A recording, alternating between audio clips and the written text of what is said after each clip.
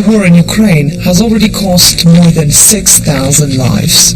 More than 1 million people have lost their homes. Как можно было так? За что? So he wants us to run one by one.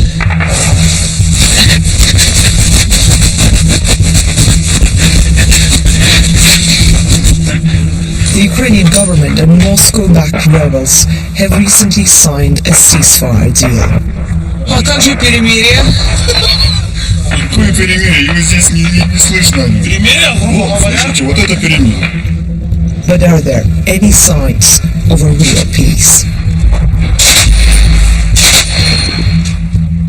We're sitting at the Ukrainian checkpoint. They don't want us to film it. They don't want us to go any further. But in the last couple of minutes we heard several big bangs, and it does sound like the outgoing fire.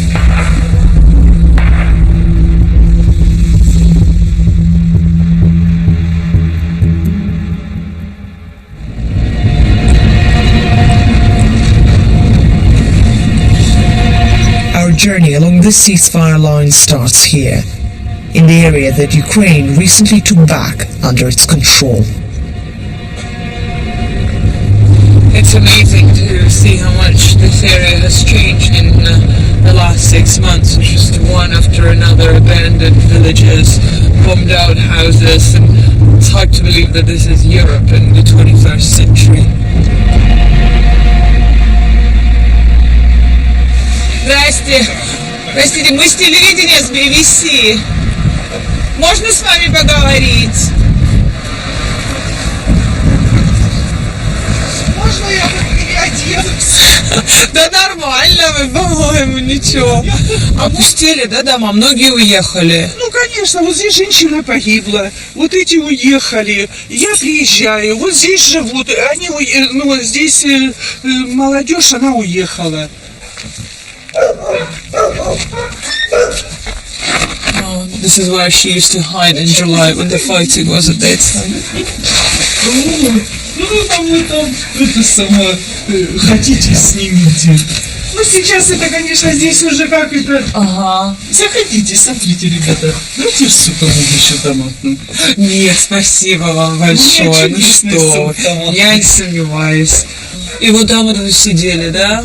Долго сидели? 5 дней сидели, безвылазно. They spent 5 days in July at the height of the fighting. Но работает перемирие? Или обманулись ваши надежды? Вы знаете, что надежды? хочу сказать? Вот сегодня работает. Тишина. А вы знаете, 2 дня назад какое тут творилось, что я уже сумки собрала.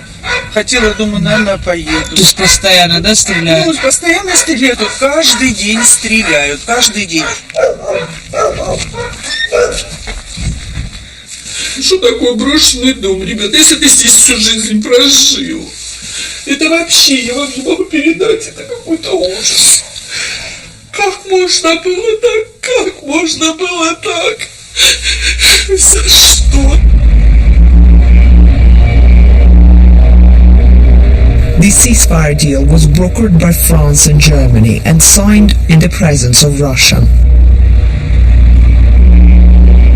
The Ukrainian government and Moscow-backed rebels agreed to stop firing and to pull back all their heavy artillery. This is the Dnieper battalion, which is one of the semi-volunteer battalions, mostly made up of volunteers, but affiliated with the Ukrainian army, with the Ministry of the Interior. And that's how this war is being fought. Можно вот сюда? Мы заходим, да. Пошли. Это противотанковая установка для ракет. У нас сейчас перемирие в Минской версии, нет самих ракет. И она выстреливает непосредственно в танк. Это советская, конечно, еще технология. We're really close to the front line. This is basically the last Ukrainian post. He's really worried about being filmed because he has family in Donetsk, which is rebel-held city, and he says that if they find out that he's fighting on the Ukrainian side, that his family will be dead.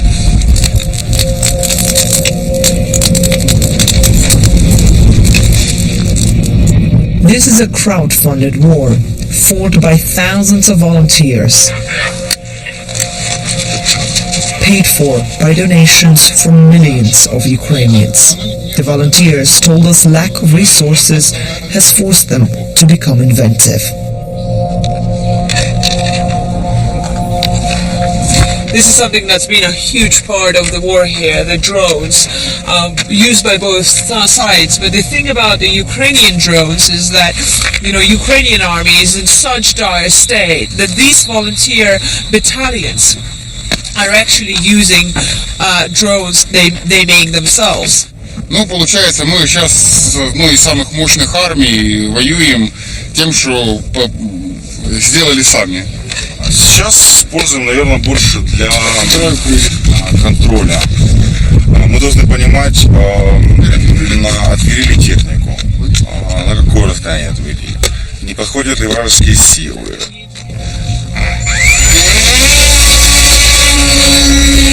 The spy drone is off to film rebel positions in areas they control. The drone is now in Donetsk. В Донецке он, да? Да. Покрутило. 14, 60 и все, и домой. Рисковать не будем. На 60. Родной, давай, борись. Так, высоту я поставлю, если Лучше не ставь на пару высоты, аккум разрядишь. Тихо, успокойся. Если мы увидим, что высота упала, я сразу подниму высоту. Он не понимает, где он. О, он выбрался с маршрута. Дай бог на воду пойдет. Не, куда, сюда. Хорошо. Вот сюда кинь на поле. Сюда на поле. Все, наверное, все. Заглушили рыбам наш сигнал. Пришлось отвезти его на нашу территорию и положить где-то в поле. Сейчас поедем искать. It's not clear how much battery the drone has, and if it runs out, then it will be pretty much impossible for them to find it.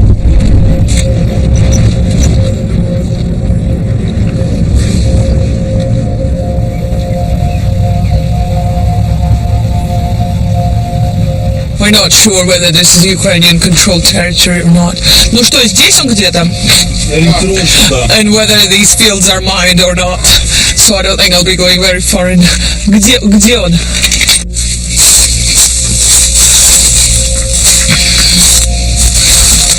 I can't see anything. Ну, сейчас надо выглядывать, где он может лежать. I found it! Amazing. He's walking this way. Ну, давайте посмотрим, но в любом случае это уже победа. Поэтому привет российским радиоэлектронщикам, их рэп работает не очень. Вот, мы все-таки самолет спасли. Вот, и он дальше продолжит выполнять работу по зоне АТО. Только в детстве буду счастлив последний раз.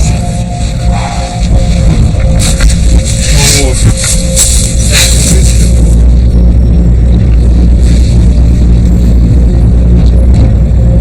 We head to the front line where more shots are being fired.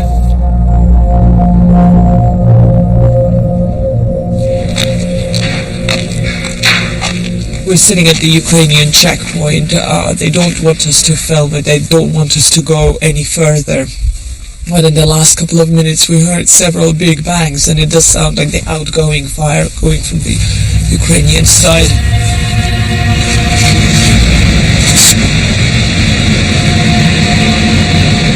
So we have finally been allowed through that checkpoint, and we are following the Ukrainian fighters towards the ceasefire line, which they all refer to as the front line still, and there have been a lot of bangs that we have been hearing.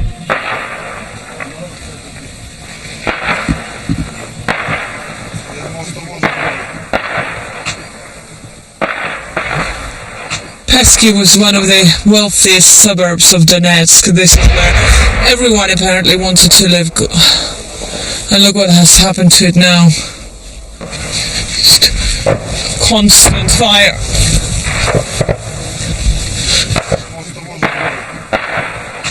So he's taking us to the Ukrainian position at the front line. Well, technically a ceasefire line, but this doesn't really sound like a ceasefire to me. Туда блиндаж? Да. So he wants us to run one by one.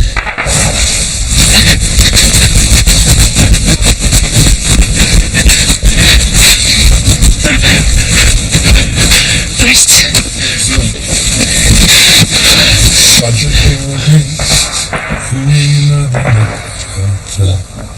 Чтобы в жизни состояться. Как высоко украинская. Давайте зайдем в окоп. Давайте, да. He's suggesting we go inside the trench, which is probably a fair place to be.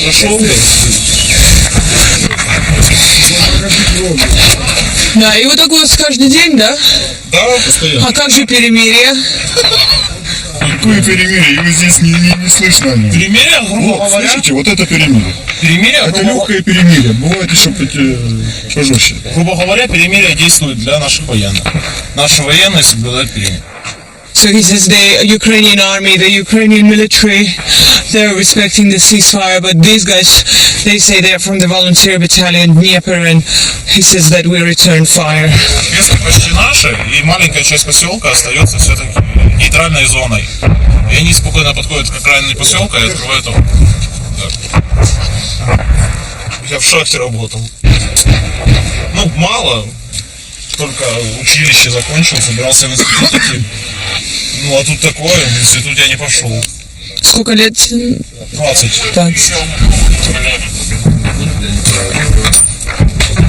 It's 900 meters from here to the position of the separatist forces, and that's well within a Kalashnikov firing range, and the firing hasn't stopped since we've been here.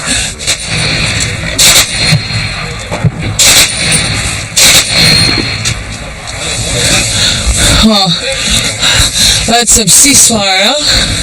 We heard the incoming, now we have the outgoing. They're definitely all carrying on.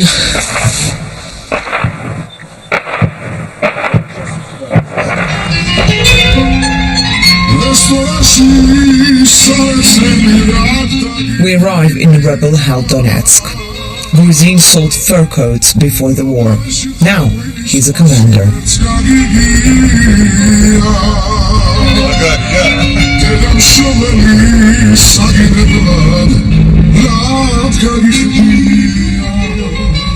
These two guys just taking us to their positions, and middle of the road they stopped their car, stormed out, and now checking the papers,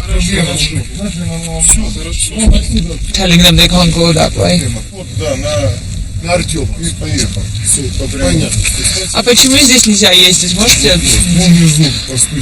There's a checkpoint down below. Вот так. He says that's why, because there are checkpoints around here. Yeah. He says don't go any further because you'll get caught up. He says there are Ukrainian snipers on the other side. It's very close, it's about 1 kilometer away from the Ukrainian positions. У вас на машине портрет Сталина. Можете мне сказать, почему он? Я его просто обожаю как человека, еще с детства.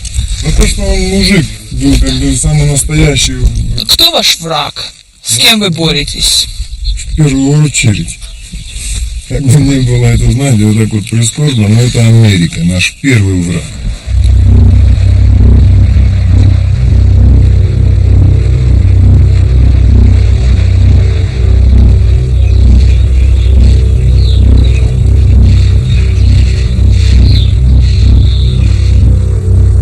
Everyone we speak to here tells us the ceasefire is a temporary measure and that their plan is to advance. This is a site of a defining battle in this war, and one that the Ukrainians lost badly.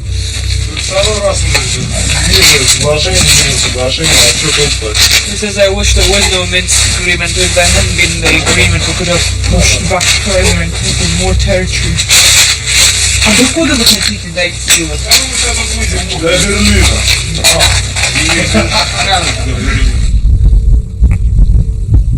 It was one of the nicest airports I've ever been to.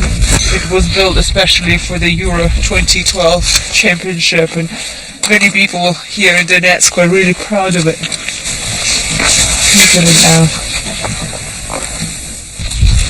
There are three guys showing us around. Two of them are from Donetsk, and one of them is from Russia, from Moscow. He says he doesn't want to be on camera. Минами стреляют? Да, минами ложат. That's an unexploded mortar. Тихо, тихо. Oh, that was a big bang. Это что было? Гроза. Thunder. Гроза в руку. It's about to rain.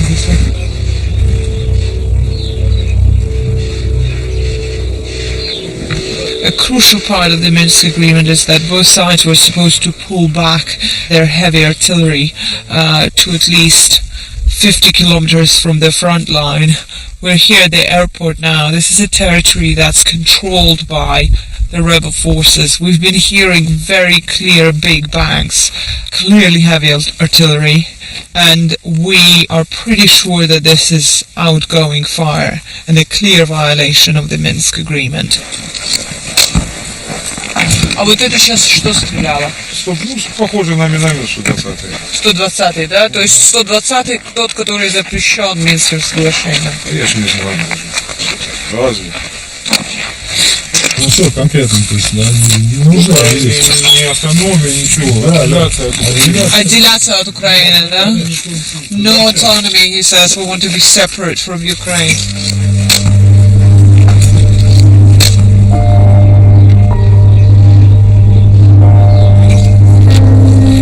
The international community has invested heavily in the ceasefire, but locally, nobody seems to have any faith in it.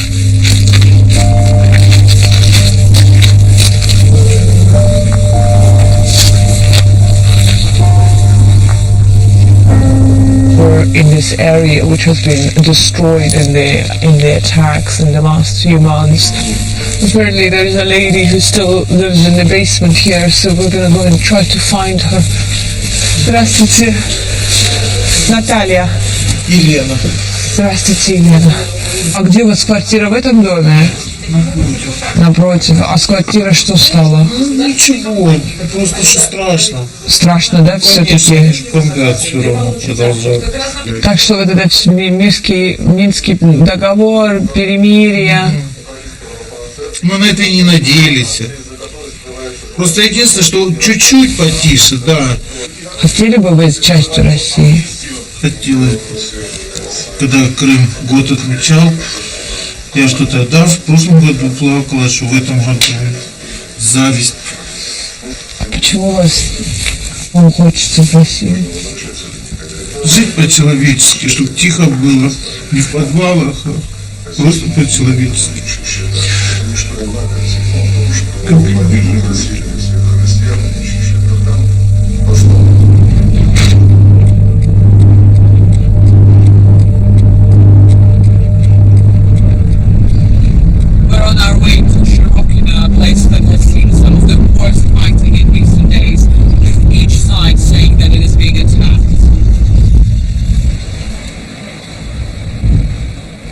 This is a big press tour, so we're not expecting to see anything particularly exciting here, but we're here for a meeting of two generals, a Russian and a Ukrainian, and they're both part of a task force that is monitoring the ceasefire agreement. International observers from the OSCE and the rebels are also part of that task force. Украинская сторона говорит, что продолжается ввоз оружия с российской территории. Отвечая на этот вопрос следующим образом. Есть представители ОБСЕ, они осуществляют верификацию и мониторинг. мы этот вопрос контроля оружия не осуществляем. ОБСЕ мне только что сказали, что они не контролируют, у них нет доступа ко всей границе. Читайте документы, что мониторят и верифицируют только ОБСЕ. Do you have access to the entire border? We have reached some border crossings, including the one we are here today, but for the most part of the 400 kilometer not under the control of the government of Ukraine, we have not managed yet to get to the border because we have prevented to get access to it. У них нету доступа к границе. Если говорить, Я вам скажу, то, что у них нет доступа, вот я лично слышал впервые. Это вы первый раз вы не слышали до этого, Вообще что не ли? слышал. Я слышал, что He says, yeah, I've never heard about you not having access to the border. our reports are being circulated publicly, and I have nothing to add.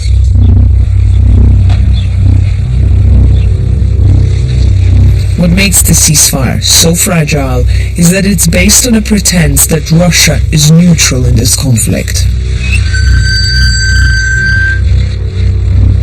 For people here, that means constant fear that for them and their children, the worst is yet to come.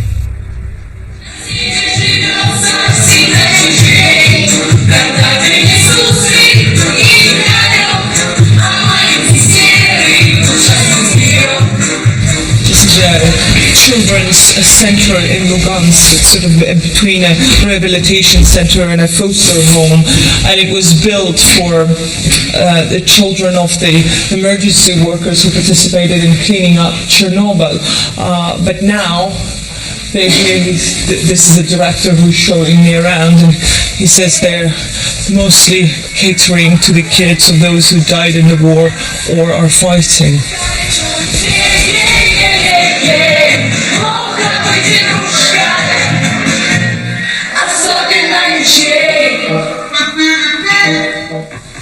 Мы бегали по подвалам, там все бегали вокруг, было страшно очень, бомбежки были, хотелось, чтобы не было войны больше. Было очень страшно. У кого-нибудь воюют родители? И папа, и мама. Мама тоже мама прошла, она не воюет. Я не умею. Соскучилась, да, ты по маме? Да. Дорогожа, Ну не расстраивайся, не надо, все хорошо. Приедет, мама, все будет хорошо. нет, она сказала, когда она меня берет. Ну ничего, все Надо ждать, а не это. Все будет хорошо, мама приедет, скоро Сейчас Сейчас со мной. все хорошо. Девочка, а вот можно я у вас спрошу, вот вы с ними говорите о войне, вот вы с ними ведете какое-то... Стараемся как-то отгородить это, потому что недостаточно уже пережили. Я Вика не рассказала, но когда ее мама привезла сюда, у нее первый вопрос был, а где мы будем прятаться, если будет страшно. Поэтому мы стараемся об этом больше развлекать их, потому что детям нужна мирное небо над головой, нужно счастливое детство, а не то, что они пережили. Поэтому мы всячески стараемся. Поем и танцуем.